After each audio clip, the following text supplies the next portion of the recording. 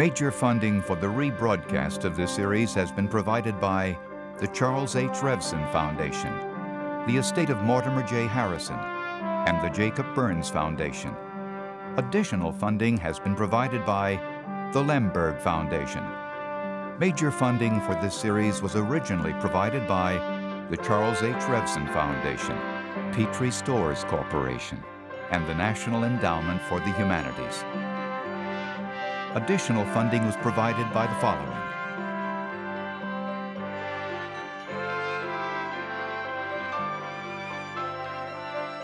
a complete donor list is available from PBS.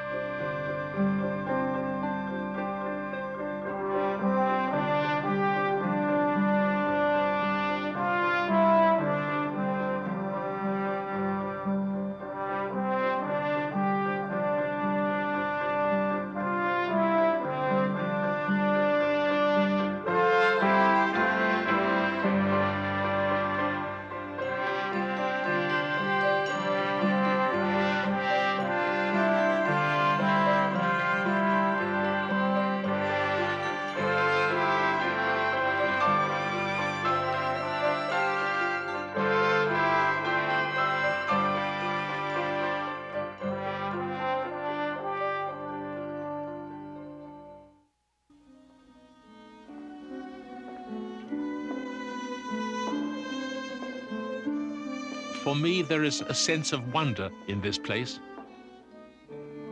One can almost hear within it, reflected by its vaulted ceilings, the sound of Jewish prayer.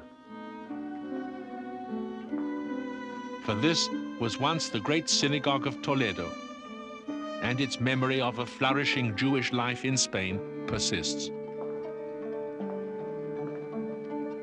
That time is gone, but its bittersweet legacy lives on. By the 9th century, North Africa and Spain were in the hands of Muslim rulers.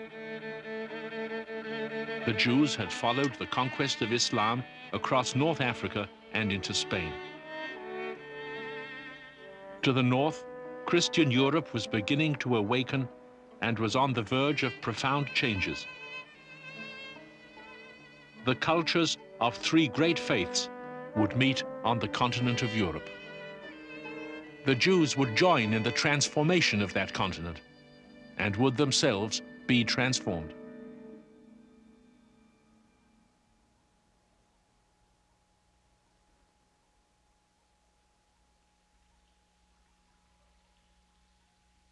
We who are of the remnant of Israelites are dwelling peacefully in this land of Spain, which is called in our sacred tongue, Sepharad. The land is rich, abounding in rivers, springs, and aqueducts. A land of corn, oil, and wine, and all manner of delicacies. It has pleasure gardens and orchards, and fruitful trees of every kind. Grace, serenity, delicacy, artistry.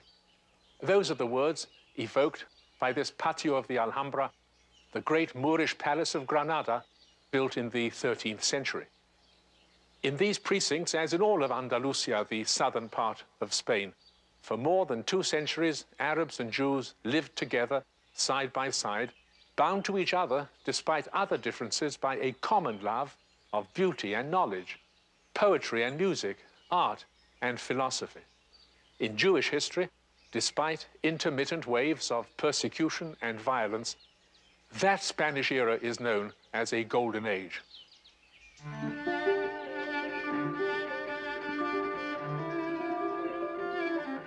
The great wave of Muslim conquest that swept across North Africa had broken upon the shores of Europe, leaving Spain in the hands of Moorish rulers. Jews had followed in the wake of the Muslim conquests, joining in the development of new lands and sharing in the first great florescence of culture since the days of the Roman Empire. Arab civilization built upon a foundation laid by other cultures before it, among them that of the Jews. And in reaching outward to Greece and India and Rome, the Arab Renaissance synthesized a luminous vision of the world.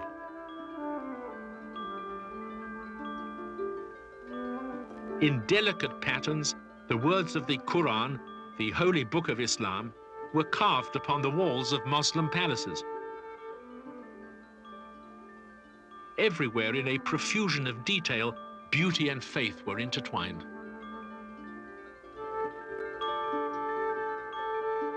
In their search for order and beauty, the Arabs left a profound legacy for all time.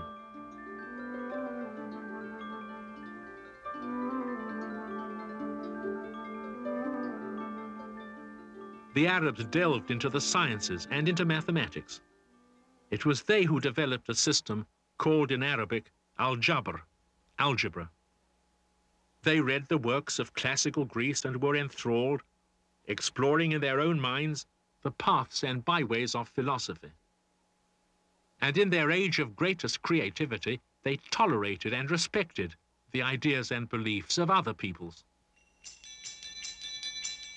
By the 9th century, the vast majority of all Jews lived in Arab lands. They could hardly escape the influence of this new and energetic culture. In many of the lands of Islam, an ideal would emerge among the Jews of living and sharing in the larger society.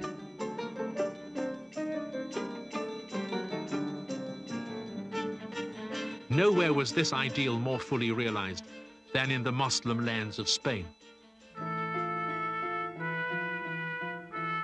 Here in the great mosque of Cordoba, early in the 10th century, Abdul Rahman III established the independent caliphate of Muslim Spain and invited to his realm Arab poets and scientists, scholars and philosophers. Here the Jewish linguist and statesman Hasdai ibn Shaprut served in the court of Abdul Rahman and founded a Jewish court of his own. In so doing, he created a center of Jewish culture unique in the world of his time. A new world of Judaism would be born in this land, the world of the Sephardim, the Spanish Jews. Over the years, they would play a conspicuous part in the government, in the statecraft, and in the scholarship of Moorish Spain.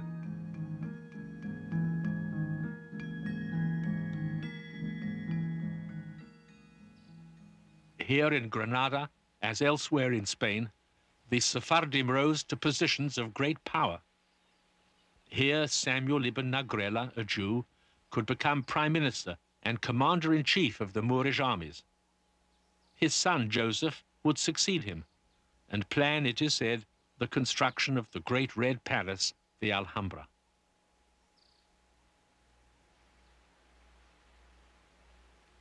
It was a land of abundance, rich in opportunity, rich in possibilities. From the fruitfulness of Spain, the Moorish and the Jewish cultures drew sustenance, growing side by side and learning from one another.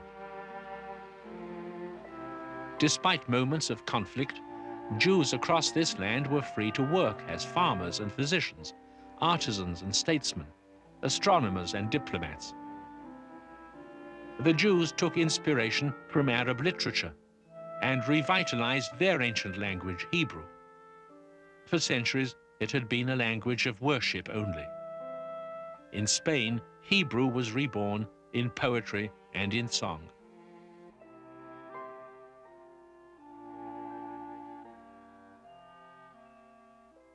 The golden age of Muslim Spain would come to an end as the land broke into separate and warring kingdoms. But even in its final days, its remarkable vitality would find new expression. 3 centuries of the Golden Age resonate in the work of a single man, the greatest Jewish scholar of his time, Moses ben Maimon, better known to history as Maimonides. But to his people who revered him, he was and is known by other names. Rambam, the great eagle, to signify his soaring intellect, and most simply, the second Moses.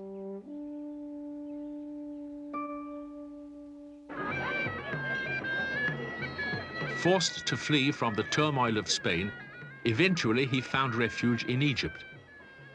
In tolerant, bustling Cairo, Maimonides, who would be remembered as a scholar, philosopher, and moralist, became first a mathematician, an astronomer, a physician. As one of the greatest physicians of his century, he was appointed to attend the Sultan Saladin. In the year 1199, he wrote to a friend and fellow scholar of his daily routine. I dwell at Fostat. The Sultan's residence is in Cairo. Early each morning, I am obliged to visit him. When the Sultan does not feel well, or when one of his children or wives is ill, I cannot leave Cairo. If they are well, I return to my home in the afternoon, but never earlier. All the rooms are crowded with people. I treat them and dispense prescriptions. The coming and going of patients lasts until evening. When night falls, I cannot speak for exhaustion. Within this routine, Maimonides managed somehow to write continuously 10 books on medicine alone. But it is not for his scientific works that he is best remembered. It is as the sage, the commentator, the wise man. In the synagogue of Ben Ezra, his synagogue, the mind and spirit of the second Moses are alive today. Maimonides searched out the heart of Jewish tradition and codified it in the Mishneh Torah. His contribution has defied the centuries and entered into the thought and life of all of Western civilization. I wish to help the one worthy man out of his perplexity, to show him a way out of his confusion, so that he may attain perfection and peace. In the greatest of Maimonides' works, The Guide for the Perplexed, he set out to examine Jewish religious beliefs in the light of philosophy, to reconcile faith and reason. Let us say that whenever anything in the world seems absurd, ridiculous, or evil, it is because we have but a partial knowledge, and we want things arranged according to our taste and reason. But when we look at life and the world from the aspect of the eternal scheme of things, we will find that what seems to us bad and shocking does so only because of our lack of knowledge and wisdom. The Guide for the Perplexed was one of the few books written by a Jew since biblical times to become part of world literature. In the closing days of the Golden Age, it was a beacon light that would illuminate the work of scholars of other faiths for centuries to come. But the age which had produced Maimonides was soon to vanish. Moorish Spain fell apart in the 11th and 12th centuries, and Christian armies from the north of the Iberian Peninsula launched a campaign of reconquest, in Spanish, the Reconquista. Over the next 400 years, they would drive inexorably southward and westward into Muslim Spain, until the Moors were forced to yield every piece of territory they had ever possessed. An era was ending for the Sephardic Jews. Muslim Spain was dying, and in its place there would now be a Christian land, joined to the Christian lands of Northern Europe.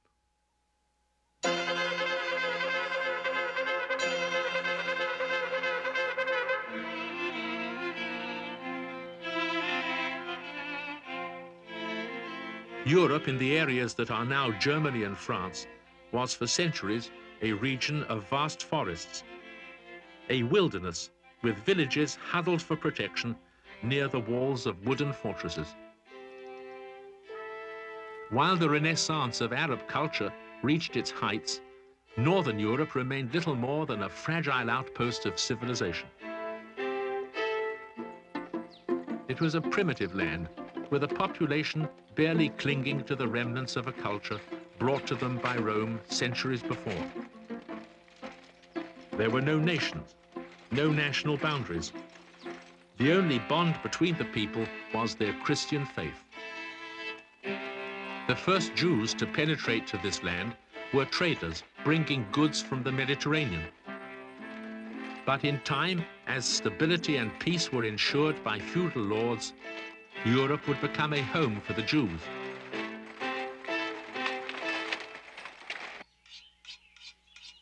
By the 11th century, this wilderness began to undergo a transformation. Everywhere new lands were cleared as peasants lived and farmed under the protection of feudal lords.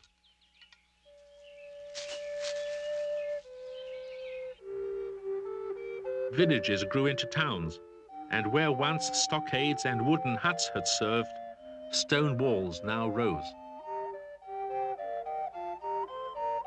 In the streets and alleys of these new towns, amidst the bustle of carts and wagons, of pack mules and human porters, it was Jews who were the merchants, they who offered goods for sale from the great manufacturing and trading centers of the Mediterranean and the East.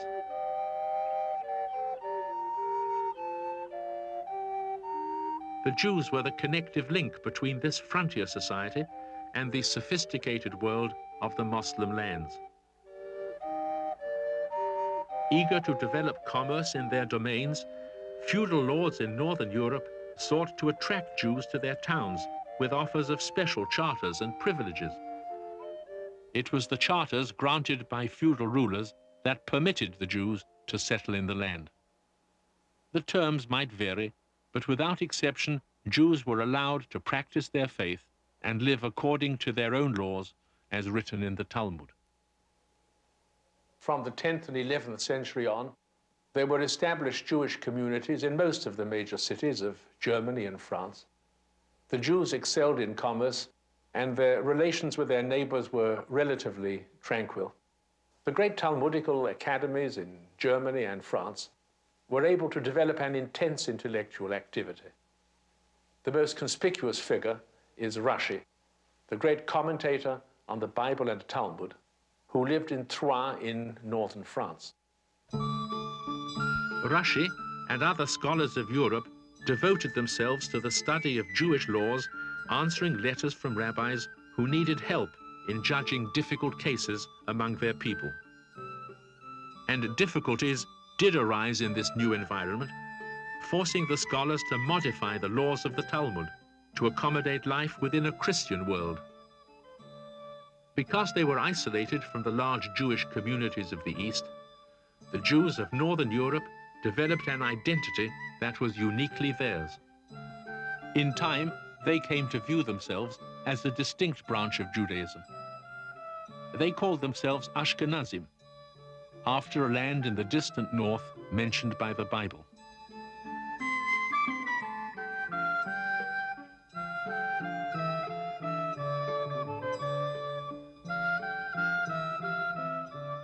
In many ways, the Jews were but one people among the peoples of Europe. In one way, however, they were unique. In matters of religion, Jews were the only strangers. In a world where every event of nature was a mystery, a man's religion provided the only path of understanding. And where men disagreed about religion, they disagreed about the world. For centuries, there had been a competition between the faiths. In the statuary of medieval churches, Judaism was often portrayed as a beautiful woman wearing a blindfold because she refused to see that Jesus had been the Messiah. Across from her, Christianity was shown triumphant, the noble possessor of the truth. The church accused the Jews of having lost the way. And worse than that, it accused them of having caused the death of the Messiah. These accusations, repeated in sermons throughout Europe, were meant primarily to keep Christians from listening to Jewish ideas. but in the minds of the poor and the uneducated, they planted the seeds of hatred. When I, Rudiger, Bishop of Speyer, changed the town of Speyer into a city, I thought I would increase the importance of the place 1,000-fold by bringing in Jews. Accordingly, I located them outside of the community and habitation of the other citizens, and I surrounded them with a wall, so that they might not be disturbed by the insolence of the populace. The insolence of the populace. These words of a German charter, written in the year 1084, are the first evidence that the common people of Europe were turning against the Jews. Envy of Jewish prosperity was one motive, but religion was the critical ingredient. It would be the fervor of religion that in only a few years would launch a war. In November of 1095, at Clermont in the south of France, Pope Urban II delivered a speech to a gathering of churchmen and nobles.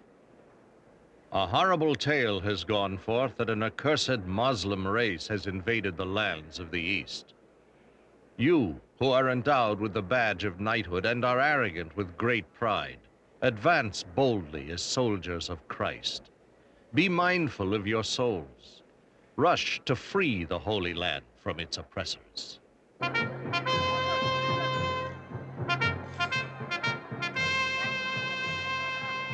In every corner of Europe, Christian nobles prepared for what would come to be called the First Crusade. Before the nobles could organize their armies, however, masses of paupers began to assemble. For these, the poor of Europe, the crusade seemed a great adventure, a chance to escape the misery of their lives. Most of them hardly knew where the Holy Land was, nor indeed who exactly their enemies might be. Their ignorance at this moment of zealous enthusiasm could lead only to disaster. The paupers, now engaged in a war that Pope Urban had never intended. At the end of April 1096, in the Rhine Valley, groups of rabble crusaders assembled into armies.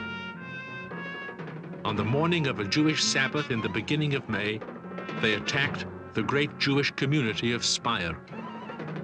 The Jews fled to the bishop, who used his own troops to fight off the crusaders. The rabble armies now turned against the Jews of other towns. Jews were threatened with death unless they would abandon their Judaism and convert to Christianity.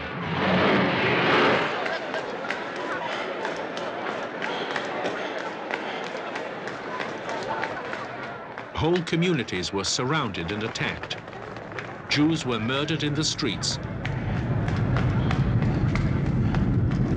A few agreed to be baptized, but most refused. They chose instead to demonstrate that their own belief in God meant more to them than life itself. Entire communities, hundreds of Jews, committed mass suicide.